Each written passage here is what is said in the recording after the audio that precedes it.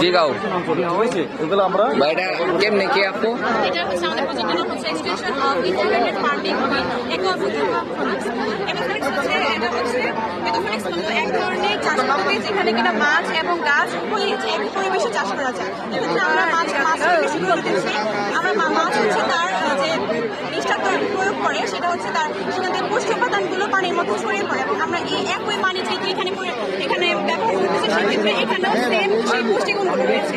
সেক্ষেত্রে আমরা এই যে এখানে যে শিকড় আছে গাছের যে শিকড় সেটা তার প্রয়োজনীয় যে উপাদানগুলো রয়েছে সেটা শোষণ করতে পারবে। এক্ষেত্রে হচ্ছে আমাদের পানি ব্যবহার করবে জায়গার পানি যেহেতু আমরা পুনরায় ব্যবহার করছি সেহেতু পানির ব্যবহার কমে যাবে, জায়গা ব্যবহার কমে যাবে, যেহেতু জমির ব্যবহার কমবে, যেহেতু আমরা পানির পুকুরের উপর বা ক্ষেতের উপর করতেছি সেক্ষেত্রে। আর হচ্ছে এখানে আমাদের সম্পূর্ণভাবে জৈব পদার্থ ব্যবহার করা হচ্ছে, এখানে কোনো রাসায়নিক পদার্থ আসতেছে না। সেক্ষেত্রে আমাদের পুরোপুরি খাদ্য হচ্ছে নিরাপদ থাকবে এবং আমাদের জনগণের মাঝে কোনো রোগ বেলায় ছড়াবে না। এটা কি একটু চালিয়ে দেখানো যাবে? চালানোর কিছু নেই। আমরা এই যে শেষ পাম্পের সাহায্যে পুকুর থেকে পানি করে আনবো এবং সেই পুষ্টিগুলো ওইখানে আসবে। আর এই